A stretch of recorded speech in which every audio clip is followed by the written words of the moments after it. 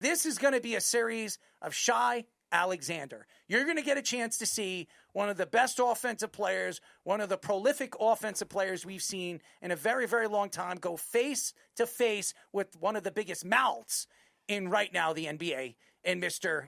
Halliburton, who I can't stand. What makes this series so fun to watch is Shai Alexander doesn't really speak. He doesn't really say much. He goes out there and lets his game do the talking. Halliburton lets his mouth do the talking, and sometimes his game actually works with his mouth. The problem right now in this series is pretty simple. The OKC Thunder has better secondary offense than the Pacers do. This is a young team. This is a team that runs and guns just like they do.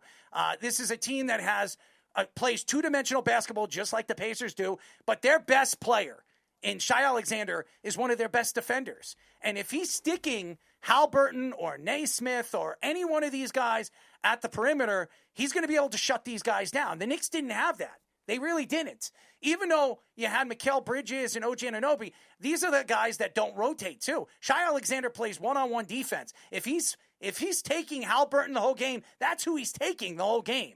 You're not going to see him, change up and play like Tom Thibodeau plays. This is a different kind of team. And OKC is very fast. They pass the ball. They share the ball. They all can shoot. And when Williams is playing at the top of his game, they're almost impossible to beat. And they're the hardest team to beat in OKC. Oklahoma is one of the hardest places to play in the NBA. I think they've lost in 2 or 3 years. I think it was like 15 games at home. They only lost 6 games in the regular season so far. And I'm talking about in the last 3 years. Right. And last year I think they only lost 10 in the regular season all year. And then they've only lost once in the playoffs. That was game 1 against the Nuggets. This is a team that has it's very hard to beat them in OKC. So Shai Alexander is a great player. He's going to go out there and he's going to put up 30 points every single game. It's going to be hard to stop him like you did with Jalen Brunson, because what Shai Alexander does that Jalen Brunson doesn't do is he can play every style of game. Now, he'll go through the pick or he'll go right through you. Jalen Brunson, Shai Alexander's a lot bigger and a lot stronger than Jalen Brunson. Jalen Brunson's small. He's 6'2". Halliburton's like 6'6", 6'5".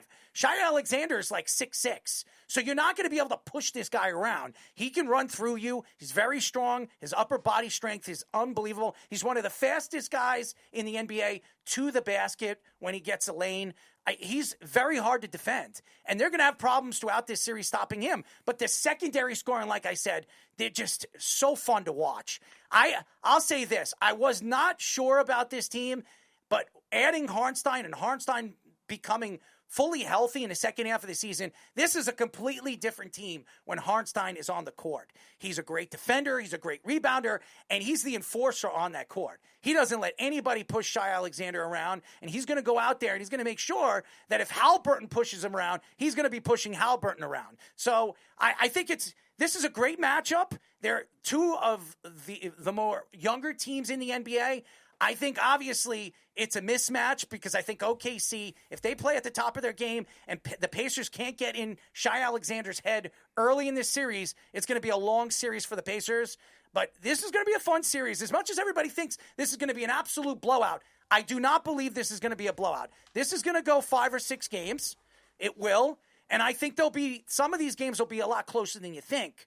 But if OKC goes up 2-0, which I think they could because they have the home field advantage, I don't know if the Pacers are going to be able to play catch-up against them like they did against the Knicks. The wing defenders they have Dort, they have Hartenstein, they have Alex Caruso. Right. This is a good all-around defense. They're not going to get easy layups like they did against the Knicks. They're going to make them work for every single point they're going to get in this series. And they're going to get tired. By the way, they played a longer series against the Knicks and a more gut-wrenching game. The Knicks did not let them have easy quarters. Right. I mean, these quarters were grueling. The Knicks pushed them around in certain parts of the game. Again, they cannot fall behind against OKC because OKC will run away with the game. They had more 110 or more point games in the playoffs than any team in basketball. Right. They're the only team that broke 135 points in the playoffs. They're very young teams. That's what they are. And like they said, the Thunder is, 25 or younger. Right. Their roster, and the Pacers are probably like 26 or younger. Right. They're two of the youngest rosters in the NBA. We might see this a lot in the next couple of years. But Carl brings up a point, too, for the game of basketball. Do you think that's good? Because he brought up a point, too, in the chat. Do you think that this is going to be watched by a lot of people? No, not this year. Not this year. I'll tell you what. It's not going to get a lot of ratings. Not this year. But if this is a good series, if this goes 6 or 7 games and it's back and forth basketball, high pace offense, yeah, I think if it happens next year, you see them play again in the next 3 years in the finals, it'll be a very watched series because of what they did. But right now, I don't think it's... Are you going to get the casual fan to watch? Like, we obviously are going to watch. No, it's going to be a little harder. New York fans are not going to watch this series because, to me, and if they do, they only want to watch OKC absolutely murder them. Murder. Yes, because I want to see a massacre like Sonny on the Causeway in Godfather 1. I can't wait to see Shea. Zach says real basketball fans will watch, and I disagree. I disagree because real basketball fans, like diehards, of course they're watching. Think about what type of game this is going to be. This is, I think, a terrible matchup for Indiana. My friend is one of the biggest basketball fans in all out of all the sports. He's a big Yankee fan. He's a big Knicks fan. After the Knicks lost against, obviously, the Indiana Pacers, he says, I am not going to even put my eyes on that series because he was so upset. He didn't like the way – he blamed the referees, by the way. I'm not going to mention because he knows who I'm talking about. He blamed the referees a lot. It was a little bit of the referees, but it really wasn't. Karl Anthony Towns was not good. Even though his numbers would tell you differently, he loves Karl Anthony Towns, by the way.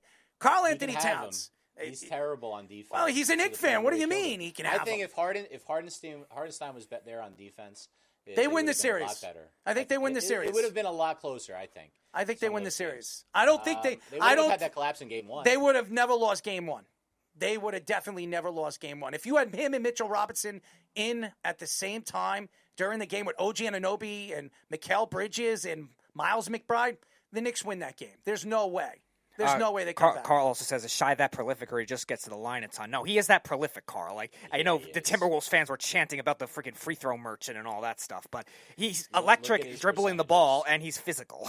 He outplayed Anthony Edwards. Everybody says that Anthony Edwards is a top 3 player really for the last 3 years. Shai Alexander was a top 5 player, top 6 player over the last 3 years. He became one of the top 3 offensive players in the NBA this year, and that's why he won the MVP. So, yeah, he outplayed Anthony Edwards, who went out there before the series saying that I'm the best player in this series, and I'm going to show why I'm the best player in this series. Boy, oh boy, did he not show he was the best player in the series. And Jalen Brunson, I think he took a step back because he knows Hal Burton played better than him in certain aspects of his game. And I think Jalen Brunson in the offseason needs to lose a little bit of weight. He looked, I'm going to tell you this, throughout this season, he looked like he put on a little bit of weight. And he looked like he got slower. He looked like he got slower later in the season. That's my opinion. His game is in speed. You know, he has those hesitation moves. He likes to get guys on his hip and then get the fouls.